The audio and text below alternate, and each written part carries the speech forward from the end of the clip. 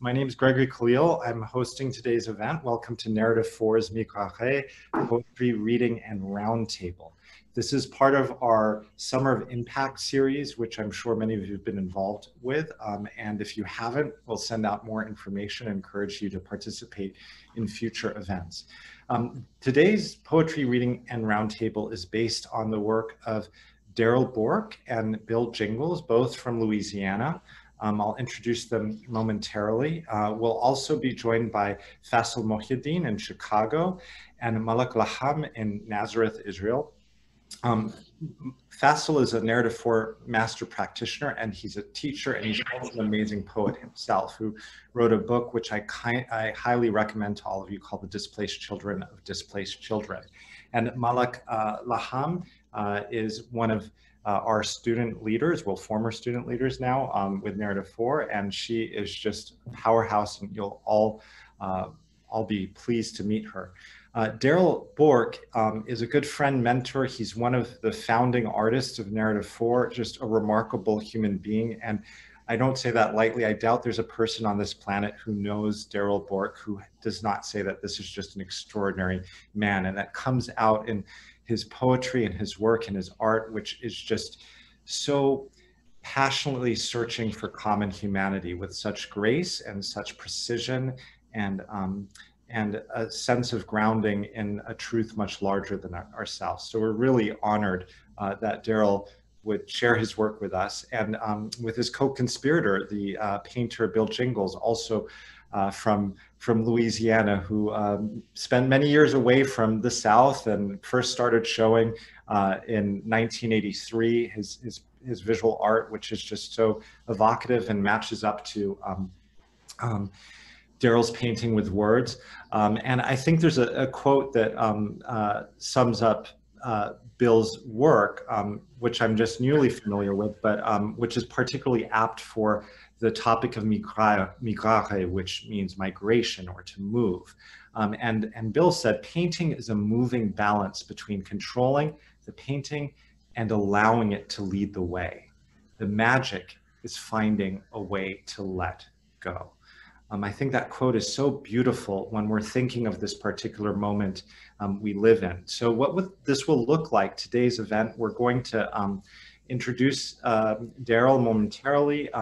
We are going to read some of the work. I know this was just a great surprise to Faisal and Malak and myself. Some of the poems were actually dedicated to us, so this sounds particularly self-serving, and I feel a little bit silly mentioning that, but it's a great honor. So we're going to react to the poems, and we'll have some time for engagement and Q&A in the latter part of this roundtable. Just a couple more quick thoughts, and then we'll dive right in. One is just personally, when I was reading about this event and the work, I was reminded of two quotes. One is an old Arabic saying, haraka baraka, which means movement is a blessing. And it comes from old traders who used to talk about sort of the idea that when things aren't moving, there's no life, there's no money. But I think it has much deeper philosophical meaning, and the sense that life is to move, and that's the nature of what we are. We are moving, living beings. It's not a question of whether we're being transformed or transforming. It's a question of how, because this is what it means to be alive in this present moment, in the now, is that there is motion. And yet, you know, there's this tension with fear that some of us did the reading of Reverend Howard Thurman, the great civil rights leader who sort of located fear in this, where we want to cling on to something familiar. We want some certainty. We don't want to let go, in the words of Bill Gingles. So there's a moment here where perhaps it might be appropriate for us to embrace this idea of movement as blessing, with all of that uncertainty, with all of that fear. And then it also reminds me of the great sort of thinker behind Western democracy, traditionally conceived, Plato, who often located truth not necessarily within us, not that we don't have truth within us, but rather that truth is elucidated. We see the truth that all of us have some access to through the process of exchange, through dialogue, that it somehow exists between us. And again, this idea of motion, that there's this co-creation and co-realization of the truth that is larger than us, not at expense of the universal, but instead to sort of reveal the universal. And as most of you know, at the heart of narrative 4 is the simple methodology of the story exchange, where in its purest form, two people get together, they share meaningful stories, and then they return to a group of their peers and they share the story of the other in the first person, this moment, this movement of exchange, of realizing and creating more space to hold more truth. And with that, I'm really honored to turn the afternoon over to the great poet laureate, former poet laureate of Louisiana, one of the greatest living masters of the English language and of the word, to introduce us to his work, migraré, and to get this afternoon started. Darrell Bourque. Thank you, Ray. Well, I'd like to talk a little bit about, am I coming through okay? Yeah. Yeah, I'd like to talk a little bit about the origins of this book. You know, as a sort of preamble to this book, Bill Gingles and I had done 2 books together previously, and this was sort of a natural movement into a 3rd book. I was with the Narrative 4 Summit 18 group that met in New Orleans, and we were divided into teams, and I was the head of the immigration team. On the immigration team was Faisal, and Faisal and I had been talking, and I had been introduced to some of his poetry, and I was reading some ghazals of his, and what happened when we began to do the excursion part of the summit is that all of us on the migration team boarded a bus in Louisiana and drove into Southwest Louisiana, into rural Southwest Louisiana, where we were greeted by a group of Lipan Apache Native Americans, indigenous people. And I asked that the bus driver let us off about a mile away from Kevin Robin and Sanjay's home, where we were going to meet, so that they could get an experience of actually walking into a new geography, walking into a new space, and being greeted by these dancers and singers. And among the dancers and singers of the Lipan Apache welcoming us as immigration team and as immigrants of a sort was the chief of the Lipan Apache and 2 of the elder men who were singers, and about 4 of the elder women and a young elder girl, a young girl of the Lipan Apache whose name was Sydney. And so there was a sort of convergence of my being introduced to the form, to this Arabic poetic form, and then this movement into a new place, which is always where the poem starts. We never know. Every poem is a movement into a place and a way of thinking and a way of imagining that's completely new to us. We may know something about the form. We may know something about technical matters dealing with poetry, but we never know the poem until we begin to write it. And this is called The Bracelet Under the Oaks in Sanjay and Kevin's Yard, a preamble, a ghazal for Faisal Mohyuddin. The dancers were waiting for us. They were dancing under the oak trees. The oak trees were in Sanjay and Kevin's yard.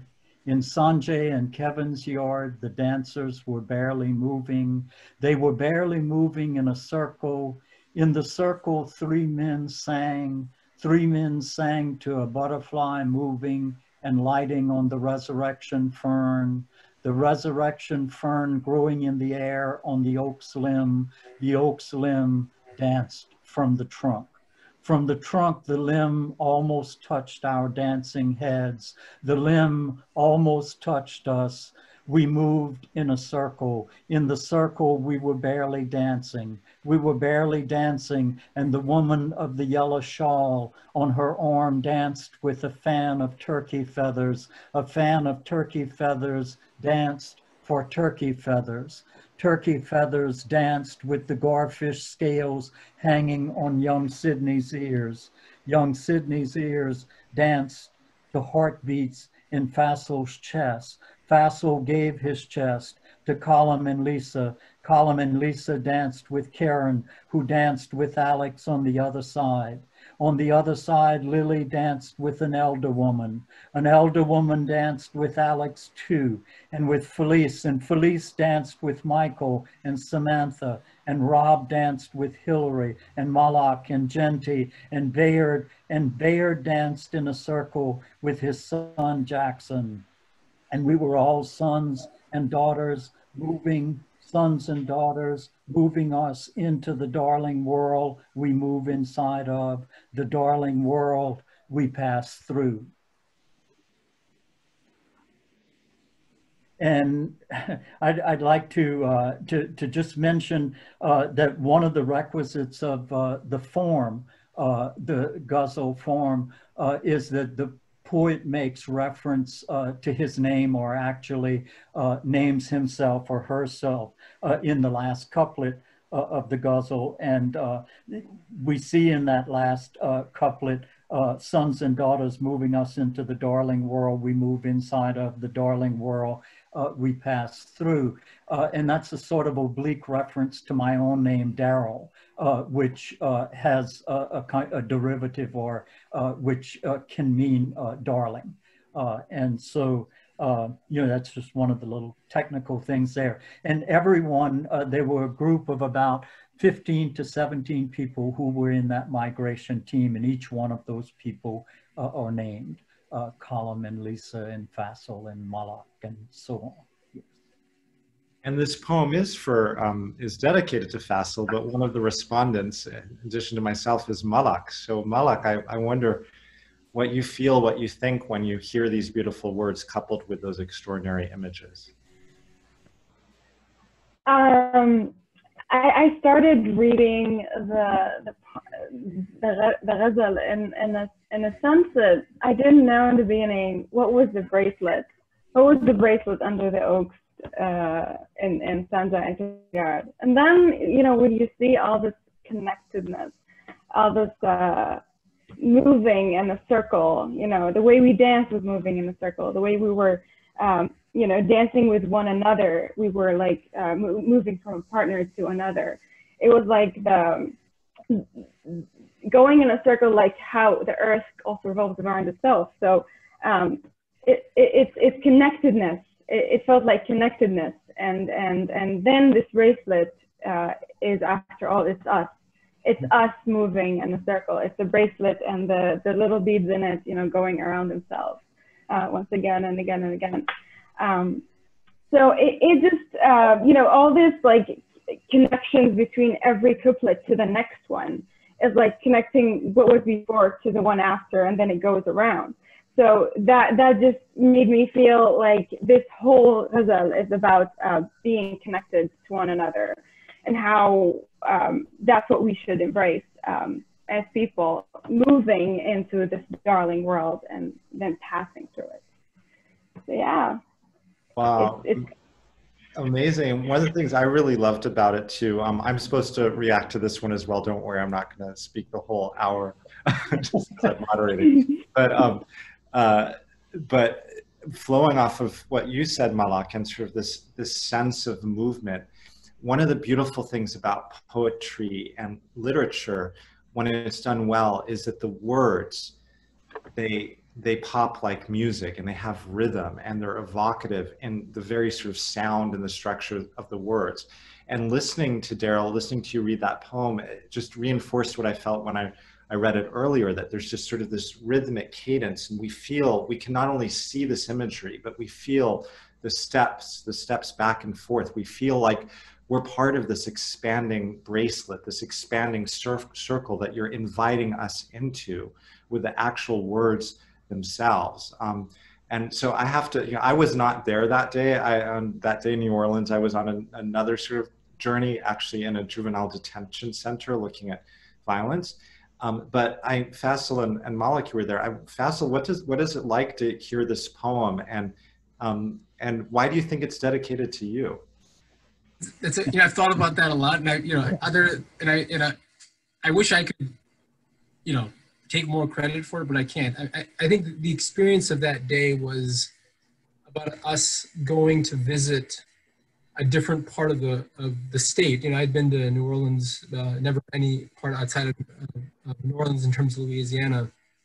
But so much of the experience was how are we coming closer together as a group? How are we understanding others in our own coming together from different places? And so, we had a very global group, and then to be greeted by the Native American tribe, the indigenous members of the tribe welcoming us and saying, "You are on our sacred land. We welcome you." And it was, again, this pulling together of people. And when I think about this poem, again, this is separate from the dedication, but the idea that, each phrase is repeated. It's like we want to make sure that each thing gets heard, and so much about connecting with people is sometimes showing them that we've heard you. And even the story exchange, we repeat what we've heard.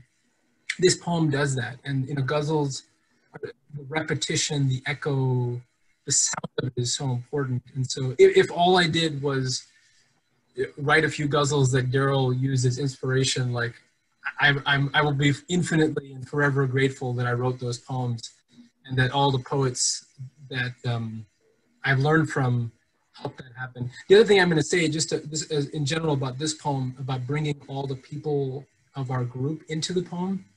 If you look at the end of the book, this whole book is a collaboration. So between Bill and Daryl, but there's so many people, so many thinkers, scholars, religious voices, singers, whoever it is, in the back of the book, that Daryl's voice, Daryl brings their voices into the poem. And so I love it as the opening of this book because of what it does for the rest of it.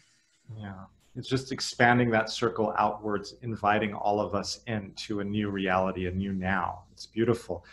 There is a question which we're going to return to because I think it's applicable to many of the poems that we're reviewing, but I really want to bring in the extraordinary visual artist and co-conspirator with Darrell Bourque on migraré, Bill Gingles. We'd love to hear a little bit about you and your work, as well as through the process of being part of migraré. Well, it's the way the collaborations have usually worked is I paint, and I often send a picture of a new painting to Daryl and the title, and what he says to me about my work is something I can't say to myself about it. I don't have those kinds of words, so it's always wonderful to hear another perspective, especially a very erudite, literate perspective. And then he somehow is able to take these paintings and use them as seeds, and he plants them in different soil, and up comes these poems about these peoples and these places that, is on one hand unrelated to what I was doing, but the juxtapositioning or the fusion of my work with what he does with it is a kind of a magic to me. To see my painting again in light of what he writes, it's like that's kind of magical, and it's something I can't do. I can do the painting part, but the magic that he brings to it, and the magical thing he does with it in his own work is it's extraordinary. It's extraordinary. And Daryl, what's this collaboration like for you? You get a painting you see it, and what is the creative process like once you see one of Bill's paintings and translating that into different type of work? Upon looking at one of Bill's paintings, I have, you know, almost the same feeling that he has about the impossibility almost of those two things ever being able to be conversant with each other. And then, you know, I began to look at it as a piece of theater. I began to look at it and ask myself, what story does this painting hold? And you know, that works sometimes so much better than genre paintings or narrative paintings. When you're working with a piece of abstract expressionism, you can fall in love with, you know, a line in the right quadrant of the painting that begins to speak to you, and then if, you know, you're a poet after a set of ghazals, you know, you're on your way. The line, the color, the form begins to give you your story. You know, and these particular poems, to a large extent, I think one of the really important things is that they're written in the way, I mean, I couldn't write a song or compose a piece of music if my life depended on it, but they're written in the way that I imagine a painter puts together a poem, or a composer puts together a quartet or a symphony. You know, there's a theme, and there's a repetition of theme, and there's an exposition, and then there's development, and so forth. And the poem goes wherever it wants to go. And with Bill's set of paintings, what happens to me is that I know that I can't tell a strictly narrative poem, that it won't fall into the strict linearity of the traditional story, that it's going to keep breaking up on me. And I have to keep finding a way to pull it back together. Wonderful. Well, we're going to continue conversing with everyone, but it's time for another poem from Daryl, A Note from the Waterside, to which Faisal and Malak will respond. A Note from the Waterside, for Gregory Khalil. You say those songs you're always singing are only notes with no place to hide, until a tune you've sung 1,000 times gives you a note from the waterside. In a flurry of faces from across the room, your beloved in some blue transparency appears, and the world is all fishes and flowers coming at you from another side. You want to plant whole gardens filled with gingers and irises and altheas, all white to go with the roses climbing through that note from the waterside. Iris Dement is singing Reverend McGee's version of Buffram's old-time hymn about 50 miles of elbow room. You see the gates are wide on the other side. You stitch the ground with your walk. The beloved is the mystery you live in now. You are not who you were before you got the note from the waterside. You hear Reverend Barnes sing about the other shore and no more weeping and no more crying, and you believe for sure there is belief on the other side. You plant parsley when ground is warm enough to plant parsley and sage. You become a gardener on the day you began to see the way to the other side. Blessed Han leads the young monk in morning recitations of the Heart Sutra. Insight is attainable. It's one way to the gone, gone, gone over on the waterside. No line is accidental. No movement is transgressive here. Luma is the physics here. The blue equations in Larka's songs. All the unknowns in notes from the waterside. Wow, Daryl, that's stunning and also humbling. It's awkward to moderate something that was dedicated to me, but I received that. It's so beautiful and so moving, um, and thank you. But Faisal, it's your job and Malak's to respond to this particular poem. I'm going to ask Malak, would you like to go first, Malak? Or is it me? No, yeah. She's pointing. Okay, I love this poem. I love that. Oh, is Malak going? You are. Yeah. Oh, I'm sorry.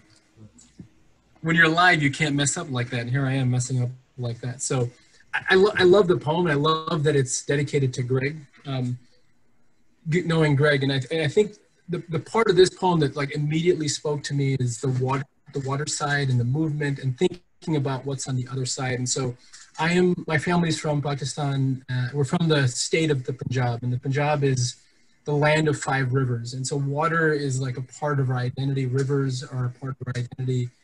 And depending on which river you grow up, you know, your family or your clan grows up next to, there's a different sense of identity and pride. The language is a little bit different. And so I kept thinking of my ancestors in some ways navigating their river, and it was the Ravi River in what is now in Pakistan.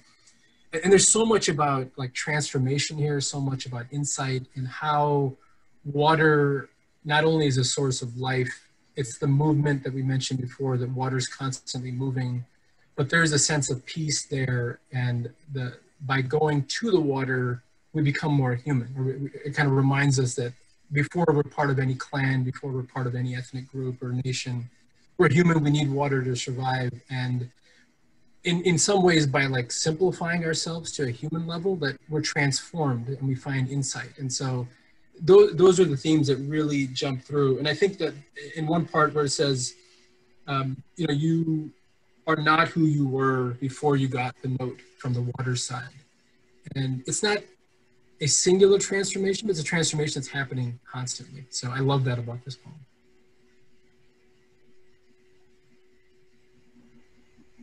Malak? Yes, I love the way you say it, Faisal. The way I perceived it was, you know, also the way Faisal said that water is one of our main needs, or we can't survive without it. And so I felt like when you get a note from the water side is when you get like a guidance or some sort of thing that would show you how to improve your life, maybe how to go somewhere that's better than the place you are right now. So if you're no longer the same person after you receive it, and as Daryl mentions that you want to plant whole gardens filled with gingers and irises and altheias, all white, to go with the roses climbing through that note from the water side, then that kind of shows me that the person who received that note from the water side wants to hold on to it so much that he wants in whatever is in his life to align with it. So you put so much effort into reaching the other side of the water side where you feel like life is and a better thing is over there. I love the mentioning of fishes and flowers and the color blue. I think that it all represents life, because fishes are in the sea. Flowers are a representation of life because they grow and they bloom and all that. So the blue also here kind of gets me back to talking about the water. So it's all talking about going towards a better life. But I wonder here, there's a talk about the beloved. I wonder, who is the beloved? Is it the like a nostalgic, like a feeling of nostalgic towards a beloved in the past, a land, a loved one? Who is the beloved here?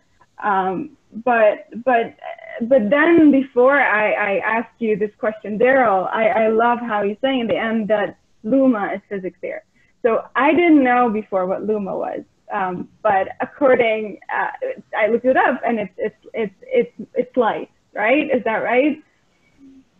So in Pali, a Tibetan dialect, it's also a spring where water. Right. Yeah. And I mean, it can be both of those things. In our language, luminosity, luma is light, and so you know, it's that kind of magical convergence that happens in poems where one word can mean 10 things. Can I add something? It's to me, it's wonderful that this poem is dedicated to Greg because of what he was saying earlier about life being movement. For me, when I did the painting, when I finished it and I was looking at it and trying to feel a title, it was about movement and some kind of transitional point, an arrival at that point. And so arriving at the waterside is a kind of a note that, you know, we're going to move on to the next thing. But what I was particularly happy about was the fact that there is a note suggests an awareness.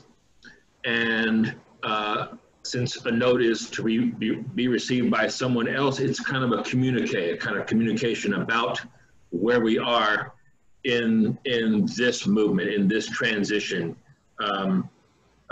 that's ongoing. And I liked how that ties back into what Greg said earlier. Well, it's very much about awareness and movement and transition, whether it be from one state of mind to the next, or some kind of transitional psychological thing where, you know, there's a kind of an epiphany, some kind of arrival at some kind of understanding, or ultimately from this life to the next. Or it's just about awareness, and not only self-awareness, but awareness of others that you would communicate to by the note. I just like how that ties into what you said earlier. Thanks, and I love that, and I think it's a good transition, and I received this too, as the note being almost musical, weaving a new song. Once it's almost like faith and fidelity, once your awareness of something beyond this life or beyond all of us, and being loyal to a truth despite everything in front of you, that perhaps there's a reality in which we can all be respected and know dignity, and in which we all feel that there's some measure of justice. I think it's a really beautiful poem. It's mystical and calling us to something more. And this word magical, we're going to come back to in the Q&A, because magic can perhaps speak for good and perhaps for bad. But we're going to transition to the next poem, which is dedicated to Malak. And I understand there's a preface to this poem, Daryl. Yeah, and before I begin the preface, I'd like to just put 2 footnotes onto that, onto your poem, Greg. One of the things that occurred to me as I wrote this poem, and as I thought about it, and as I'm thinking about it, as you all are responding to it, is that we're nearly all water. So the note from the water side is us talking, you know, something that is who we are talking to us. Right. You know, and the other thing is that in country songs and in spirituals and so forth, you know, in Johnny Cash has songs about, you know, when we get to the other side, you know, will the circle be unbroken and so forth. And one of the things that I wanted to get across in this particular poem, because it goes to you know, traditional Christian praise and worship and so forth, and then, you know, and then it jumps to Buddhism and so forth, and all of that stuff about the other side is about transformation. Is about what, I mean, it's not about heaven as we normally think about heaven. It's about heaven as heaven can be here when we get to the other side, when we allow the transformations to take place. And many of those transformations and many of those migrations are over water. When we think about, you know, the migrations of the people who go through the Mediterranean, or the migrations of people who are coming out of Colombia and going in to Panama, and the migrations of the people from Central America having to cross the Rio Grande. The other side takes on all kinds of other meaning. But I want to get to Malak's poem right now. And I want to say something before I read Malak's poem. And that's about female agency and the incredible women and youth who are a part of world agency right now. And when I thought about dedicating this poem to Malak, I was not thinking about, the goddess in traditional terms, but the goddesses who live among us, and so many names began to come up, Emma Gonzalez, who is in the March for Our Lives movement, and Greta Thunberg, and people like Joy Harjo, who's the poet laureate of the United States, and people like Eleanor Roosevelt and Michelle Obama, and all the incredible women, Rosa Parks, and this novelist whose work I'm just being introduced to now, a Turkish writer, Elif Shafak. Those are the goddesses that I'm talking about, the goddesses who speak for right agency in the world. And it's not Venus.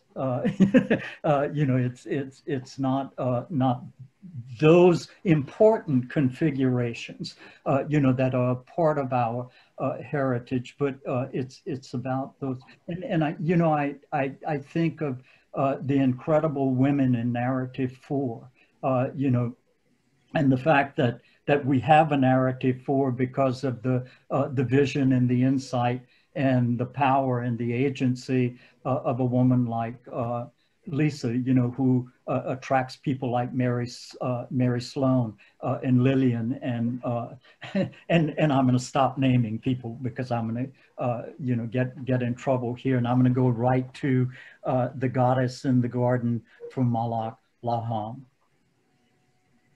It seems we are always walking toward water, the Adriatic, the Aegean, a river Jordan, a river in the Americas. Before we walk, one of us will dig up the goddess in the garden. We will take her with us. Classical Arabs loved lines, but hardly ever let them harden into image. Lines extended into lines lead us to the heart of the goddess in the garden. They lived inside this moving into something you are so afraid of.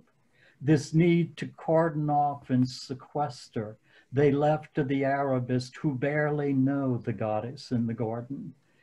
When my mother first hennaed my hands and feet, she copied the design in the burden we were leaving and would never see again.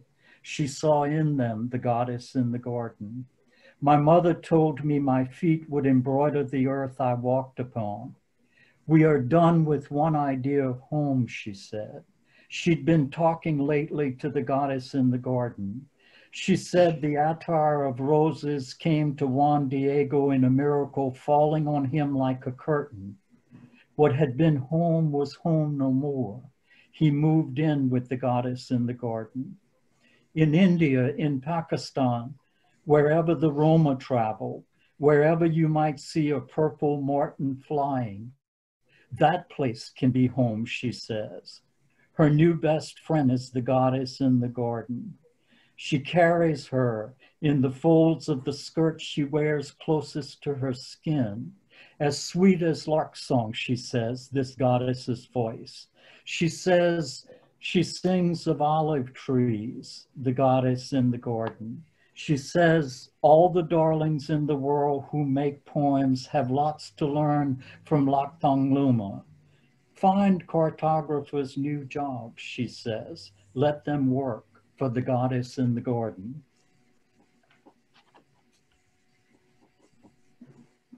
again, absolutely extraordinary. This again was dedicated to our good friend and colleague, Malak Lahham. And I have to just point out another awkward fact that the majority of us on this call, in fact, all but one of the panelists are men, which is, it is what it is at this particular moment. And the two people commenting on this poem who've been assigned to this are men. And you know, hopefully these dynamics will continue to change as long as we name them and adjust appropriately going forward. But Faisal, did you want to react? Because you and I are tasked with reacting to this. Sure, yeah, I can react. And so when I thought of this poem and then To the Waterside poem, the idea of gardening was really important, and about just like growth and how we nurture growth so much. Like, you know, part of our livelihood is about nurturing growth. But there's a note in the in Daryl's preface. It's on in the foreword, and it talks about people moving into and like how we perceive the outsider, and sometimes we see the outsider as dangerous or something to be feared. And it says, in later times, some saw the stranger or the outsider as a messenger or a carrier of the divine, and that person was treated with care, with reverence, or with a sense of celebration because this other had moved into the sphere of the receptor. And so that idea of like, how do we see the outsider, the visitor, the guest, was so important in this poem, because the only way you can have an outsider is if you have an insider. And the only way you can have an insider is if you have these lines demarcated to say a certain space or institution, land, or whatnot belongs to a certain group, a certain person or a group of people. And in the early part of the poem, it says, you know, the Arabs, classic Arabs loved lines, but hardly let them harden into image. And then later on, the speaker's mother says, you know, let the cartographers find new jobs. And so this idea of like, if our feet embroider the earth, like if we leave an impact on the earth and every place can be home, then we have to not like get rid of borders. I understand politically that's not always possible, but de-emphasize the significance of them. And this ghazal really speaks to the sense of home can be wherever we are, and wherever we are, we leave an impact. If that impact, if we can see it in a positive way, then we can, you know, we can allow it to be positive. I think the impact of migrants often is so positive, but we don't look at that, we don't recognize that. And so I really admire this ghazal's celebration of the other and what the other brings. And then as a result of that, this idea that, you know, home can be, should be anywhere we are. And in order for that to happen, it's not just about the other, the outsider saying I'm home now, but it's also about the insider, the receiver, the receptor, as Daryl says, to be open, to be loving, to be empathic, and to be welcoming. And I think that's, again, so much a part of what Narrative Tour is about, and so much a part of what this entire weekends of migraré's events are about. That's beautiful. And I think another sort of layer to that is sort of focusing on the sacred feminine and the way in which femininity and women's agency is buried and undervalued, and how perhaps part of our ability to become who we can be as a species and with people is to put this front and center and to follow the goddesses of the garden, who we so often silence either explicitly or implicitly in the way that the institutions and cultures and societies we build don't put women front and center. So I loved your introduction, Daryl, in which you were naming all of these women who, despite these impossible challenges, are charting a new way forward. And I don't want to put Malak on the spot because we have one last poem, but I just wonder what it's like to have a poem, The Goddess of the Garden, directed to you, and knowing you, and just what the many sort of burdens you carry and the way that you live your life, sort of pointing positively forward and gathering people into a larger tribe to transform our communities into more just and loving communities. I can see why this poem is dedicated to you.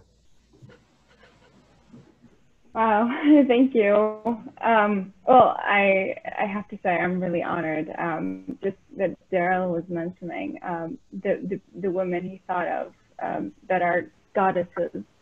I was so humbled to have this poem dedicated to me, and I think that the most part that I kind of like understood right away was when Daryl started to talk about the idea of home and how that could it shifted when the mom says we are done with one idea of home, she said, and this in the Middle East and in the Arab world is very, very much present, and it has been present, this idea of leaving your home and moving into another for so many years that unfortunately, with the good and bad sides of sometimes people move into a home to better improve their lives, but sometimes they are forced to leave their homes.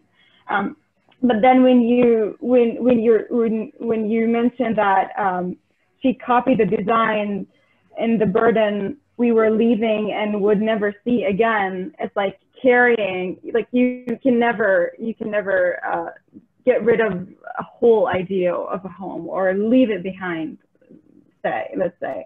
And you will always have it on your fingerprint, on your hand, and you will carry it with you, just like you carry the goddess in the garden with you to your new idea of home. So I immediately connected with that, although I myself, I'm very fortunate to live in Nazareth, my parents' homeland for so many years. But it's just amazing how you connect nature and Mother Nature. I love to call her Mother Nature to all of your poems, and it brings so much life into it. So thank you for dedicating it to me. Well, thank you, Malak. And this is a wonderful transition. We're a few minutes behind schedule, and we have one last poem, Division Streams, which Daryl's going to read, and then transition to the Q&A portion. And I think it's a perfect transition. So Daryl? All right. Division Stream. My great-grandmother's first lesson in separation was separation of milk and cream. Milk a delicate blue tint, cream a pearly yellow, in between invisible division stream. Her separations turned to clabbers and soft cheeses spread on biscuits in the morning with mayhaw jellies and blackberries she picked while praying into the division stream. She arrived one day with a small satchel and all her belongings and with no husband. What took him from her she couldn't even begin to know. Death's a division stream untranslatable in some languages. When great imperceptibles come to live with you and you cannot travel far enough to get away, you swim daily in your division stream. You try not to drown, your feet reaching for something like ground, but never finding it. She prayed aloud, some prayers like poems. I fell for remainders in that division stream. She was all French and I was all something else. She couldn't wrap her tongue around my name and we couldn't tell who held who when we went past our division streams. Wow. What a wonderful transition, and highlighting just how divisions can limit and also create an opportunity for transformation. We have a few minutes for questions, and we have some fantastic questions already. So there are a couple that I think flow off of Division Streams poem. And the first asks a seemingly simple question. How can art play a role in restorative justice? And I think, one of the sort of pushbacks that artists get sometimes when they're trying to cast vision that allows us to see ourselves differently is that, well, kumbaya, what does it matter if people sit together and just hold hands and get to know each other and see the humanity of the other? When we return back to our communities and say, your community is ruling over me and I don't have freedom, for example. And then on the other end of the spectrum, Daryl and other panelists, is this idea of the magic that's come up, which in our terminology, in our use today rather, has a very positive sense. But the questioner anonymously, and maybe perhaps not intentionally so, asks, well, this is appropriate migration and magic, but what if the magic is used for destructive ends? What if the magic brings us into a darker place? And we all know, with sort of the horrific propaganda in history that has been used to dehumanize, that story can be used to liberate, but story can also write the reality that allows us to imprison and even kill our fellow human beings. So how would you react to that? Sort of, can art be used for restorative justice? And if so, how? And then and is magic potentially dark, and how do we safeguard, sorry for the use of the word dark, but destructive, and how do we safeguard against that? I'll begin with the last part, the magic part. As artists, we're in the middle. We're in the middle of the restorative and the destructive. And it's up to us to create things that throw light on the destructive, and that enforce and strengthen the transformative power. And so we're right in the middle. When I think of artist, an artist, and I think I'm going into the first part of the question now. When you think of an artist like Cindy Sherman, the photographer Cindy Sherman, who's one of the great feminists of our time, who is always photographing herself, but always photographing herself as Marie Antoinette or Louis XIV or Casanova or so forth. Art has that kind of magical power to show us, what's possible. I'll return to right now because I'm reading all the works that I can get my hands on of Elif Shafak, the Turkish, British, American. I mean, she belongs everywhere. She's a great feminist. She talks in each one of her stories about the destructive and the transformative powers and effect of history, of traditionalism of our lives. But in every one of her stories, she climbs above and goes above and allows her characters to somehow transform themselves into a world that makes more sense, and so I don't know that that's an answer to the question, but, and I'm thinking of, artists like the great African-American artist, Betty Saar, who has, one of her pieces is Aunt Jemima with the shotgun, and Betty Saar's works are so powerfully political, that it brings us to that junction between the dark and the light. And we sort of have a dual responsibility. We have a responsibility of artists to know that that's the fulcrum that our work rests on. And when we're receiving art, when we're reading stories or looking at paintings or looking at a piece of music, we're to make sure that both the destructive and the transformative are at work in our reception of the piece. I'm thinking of Shostakovich's great Seventh Symphony that he wrote during the siege of Leningrad. The music is scary and it's powerful, but eventually it transforms itself into something that we can hold on to something that we can embrace. Love Shostakovich, by the way, and his work was certainly countercultural, but within the system, as he was lauded for much of his career by the Soviet establishment that he was trying to resist. But Bill, I'm curious about how you might answer that question about sort of art's restorative or destructive capacity, but I'd also like to add just a wrinkle, if I might, to the way I frame this and drawing the creative process. Does your own story ever fight with you, your own poem or painting? And then how creatively, when you're wrestling with that, do you try to resolve that tension? Lots to unpack.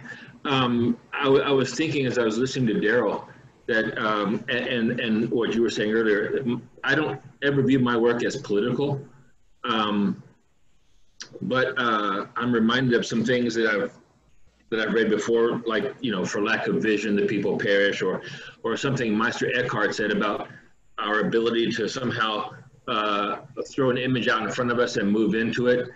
I feel like my paintings are more about moving toward a greater self-awareness and sharing that. And if my paintings can incite some greater self-awareness on the part of the viewers, I think that deeper awareness of who we really are and how we really are connected, how we really are one, does ultimately perhaps have political ramifications in the positive.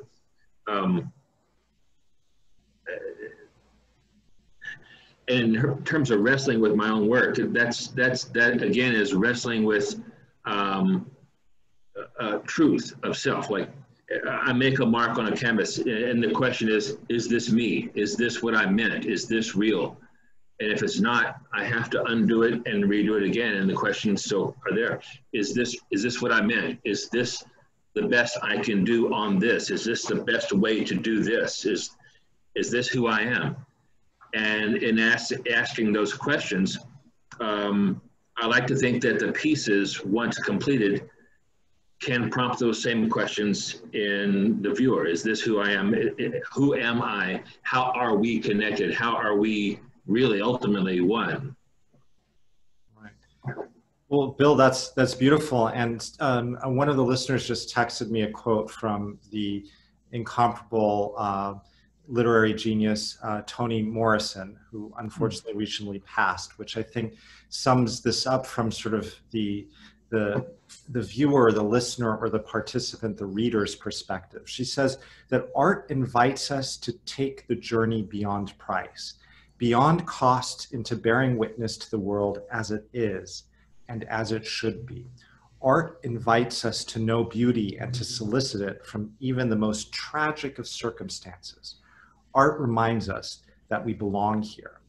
And while all of us are getting to this idea of action, and what you're saying, that you don't see your role as sort of directing action or, you know, explicitly political, perhaps a political act is just recognizing and owning our belonging, that this is ours, that we have a right to be here, that we have a right to equality and dignity. And the fact is, Toni Morrison reminds us that art can reawaken that within us. We have just a couple more things, and this call will be over shortly, don't worry.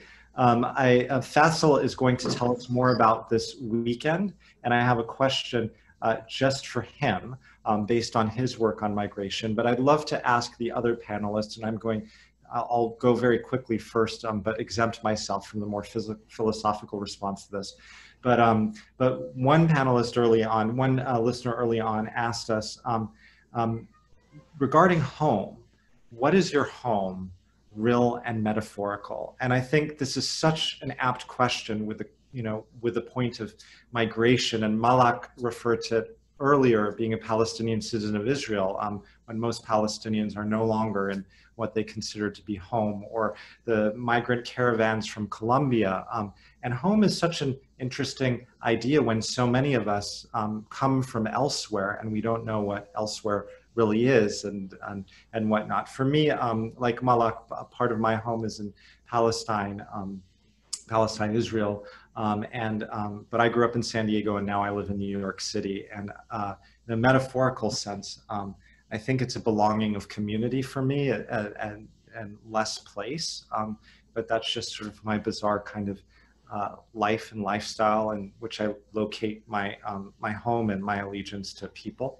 And that's a luxury for me that I have the ability to do that. So I wonder, Colin McCann is quoting his favorite quote from John Berger, who says, "I am a patriot of elsewhere," which is sort of partly a statement of belonging and of renunciation, which I think we can all agree with, and Colin may want to jump in momentarily. But Malak, I wonder, what's home for you?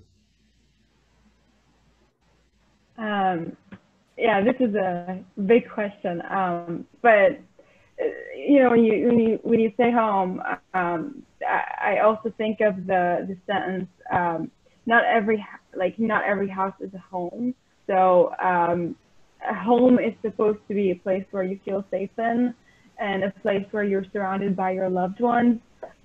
So maybe no matter where you live on this earth, it's not the geographical place that you are in that is defining your home. It's more of the feeling that you get when you're surrounded by the people that you care about and they care about you, and you feel safe. However, on the other side, as a Palestinian living in Israel, I also feel like my home is here, Nazareth. It is also a geographical place. So in a metaphorical way, it's more of this feeling of home. But in a sense of like where my home is, it also connects to my identity, my culture, my community. So my home is within my community. It's within the people that I share the same language with, the same culture, the same traditions. It's a place where there is a lot of familiarity with the people around me. That's how I perceive home. So although I love to call myself, as Narrative 4 also says, a citizen of everywhere, I feel like I'm very familiar here in Nazareth, with a place that had built me up, or I was raised as an Arab, as a Nazarene, let's say. So my home became this place, and it'll always be this place in how I feel. Bill, I wonder where's home for you now that you came home after a long sojourn?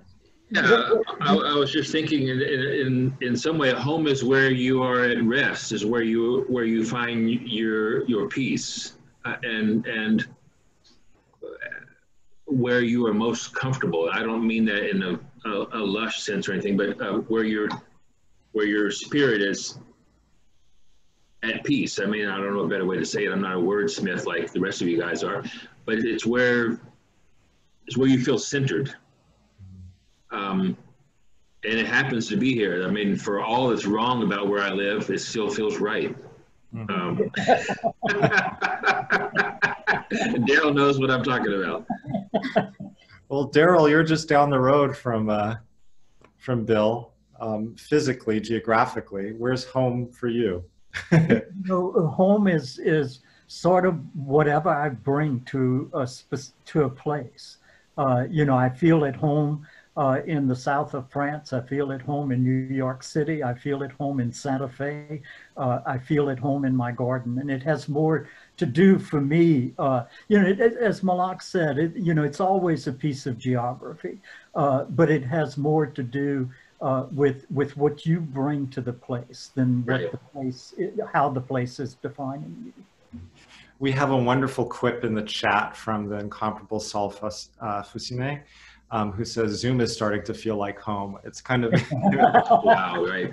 It's true. It's like not a zombie, but a zombie apocalypse upon us. But with that, I'd love to get your sense of home, but I also want you to answer one question and then transition and tell us more about what we're doing and this weekend and close us out. But the question, in addition to home, that I'd love your thoughts on is migration is also marked by absence.